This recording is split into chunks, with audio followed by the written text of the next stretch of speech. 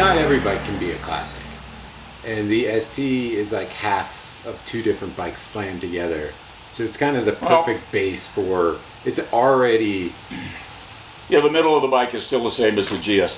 You know, I kind of feel like if you take a BMW and you don't get into this sacrilegious stuff about it being an original bike or something, and you improve it and you make it exactly what somebody wants, then you're taking an old motorcycle and you're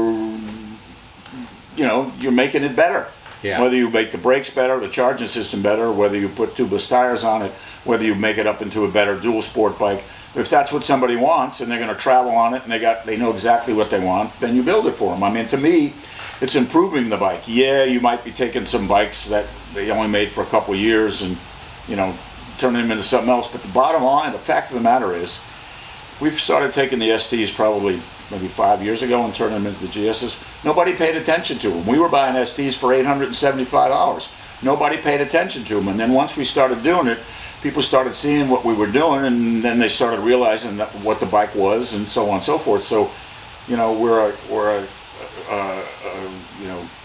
we suffered from our own success. Which people were doing it before, but there's a difference between someone with a reach doing it and. Well, we started advertising it, and it worked for a lot of people because we could buy the ST at a reasonable price and turn it into a GS. The GS, of course, is a much more desirable bike. We don't want to take a GS apart.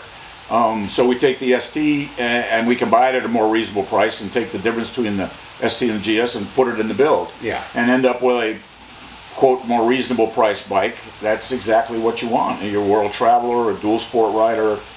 It's kind of like,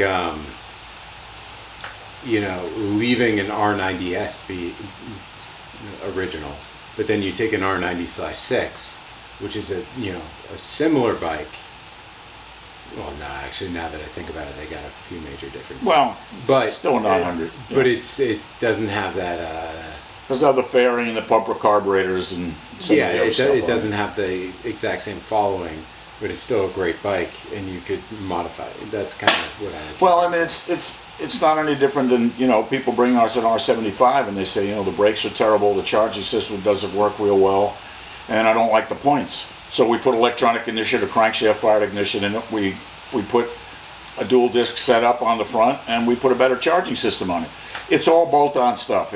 You have all the stuff at home. If you decide you want to sell a classic, you take it all off and you put all the stuff back on. But we've made it a safer bike. We've made it a bike that goes a little faster and stops better, and it's better if you're going to use the highways and so on and so forth. So we've improved on the classic we're not cutting it and welding it. We're just bolting on stuff, and it's all 90% of it's BMW stuff anyway. You need a part for it. You need brake pads for an R80 GS Brembo caliper. You go to the dealer and you buy a BMW part. We're not taking Honda parts and putting them on BMWs. Which is honestly my favorite thing, because that's the best thing about Airheads, is that you can still buy. So much interchangeability. There's gaskets from 1955 that you can still buy from the dealer, and if you use parts from other bikes, you're still going to be able to buy those. Well, when you can take a 1970 motor and put it in a 1955 motorcycle. I mean, you got a bike laying around and a motor laying around and some purchase laying around. You can put a motorcycle together, and so now you have what looks like a /2, but it's got better charging system. It's 12 volts, got electric start. You can put better brakes on it. So you've made a modern classic out of stuff that was laying in the corner. That's how it all started anyway, back in the 70s. That's the first ones we built were because we had stuff laying around. And we decided to see if it worked, and it did. I just think the fact that they're classic bikes that you can kind of mix and match makes them fun to work on, and you build something and you can sell it. People like it. It's a combination of stuff that you put your combo together and made your bike. And I mean, all these bikes like this thing here we're building for Jonathan. I mean, it's his own creation. We're just building it for him. Yeah. We helped a lot, and the one we did for Potato Bill, same thing. And all these bikes we've done are bikes that we took what people wanted, and they saw what we built, and we kind of. Or they saw a part online that they're like, that's cool, I'd like that on mine. Yeah, and they send us pictures, and we this headlight looks take cool. what they want, and we try to figure out what's going on. So, this thing behind us that Chuck's working on now is an 87 bike with 2,500 miles on it that's set for years, and Now the guy's giving it to his 80-year-old dad in November for his birthday. His dad's still riding. And he wants to keep it as original as possible. And it's incredible to see a bike this new. I mean, the gauges sitting here look like they just came off the factory floor. It's nice to go through it. Shockingly, like, not Yeah, it's like a brand new motorcycle. It's not very often you see a 2,500 mile bike that's been inside and it looks brand new. You get to take it apart and see what they did. the frame is just glistening in the light right now as you're talking. Yeah. So, you know, All this stuff those is, cables are just bright and well, and so, you know, if these bikes weren't worth anything, the chances of this guy buying this bike, having the paint done by a good painter, and then having us go through and put this bike back together probably wouldn't have happened. He would have been so upside down in it, and now he'll build this for his dad. He's not building it to sell, but he'll build it for his dad, and at some point he'll end up with the bike. And it's still going to be a low mileage bike that's been gone through. You know, bikes are only original and low mileage one time, and so he'll recover some of his money out if he wants to. But meanwhile, he's you know, taking an original bike and putting it back on the road. So run forever. We hope. as long as Putin doesn't blow us all up, and you know, we won't have any roads to ride on. I don't know anything about that. Neither does he. I know more about the Ethiopian economy than I do about Haile Selassie. I don't. See a buddy of yours? You know, I downloaded the New York Times because I was like, oh, it's Sunday morning. I'll download the New York Times and have a cup of coffee. And I was going through it, and I was like, man, I don't give a shit about anything. Like none. Like it wasn't like I didn't agree with the articles. I was just looking at the headlines, and I was like, I don't care. We used to, when the newspaper was just paper, we would get the Sunday paper and throw all of it away except for the classifieds. We'd look at classic cars and classic motorcycles and all, and we look at the obits too, because they were always interesting. They were always interesting folks, and they were well-written obituaries, and you went, oh my God, I can't believe this guy went to the moon, and then he went to the bottom of the ocean. He's the cave diving champion, and then he swam the English Channel upside down and doing the butterfly, and you know, so that's the kind of thing you see in the Times. But we would buy it all the time and just go through the classifieds. They were great, and it's where we'd buy and find all kinds of good stuff. One thing that's cool, I don't know if I ever showed you, I posted it on Instagram, but newspapers.com, they collected all the old newspapers and scanned them in, and you can search them. And I found a bunch of articles about BMWs, and pretty much you can find like every BMW classified. Just like some guy in 1974 selling his, you know, /5. Call him up and ask him if it's still for sale. Sell his /5 because he Where'd got you a see that? 5.6. Yeah, it's very cool. Yep. Yeah.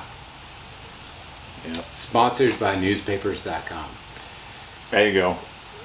Send us some money, newspapers.com. All right.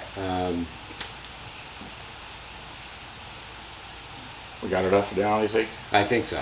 Anything else you want to add? You know, we're not real creative folks. We're real good at talking about stuff. If Speak you give for us something to yourself. talk about. What do you mean? I'm all creative. So, you know, if you folks who watch this have any interest in anything, Yeah, you know, I'll ask questions next week.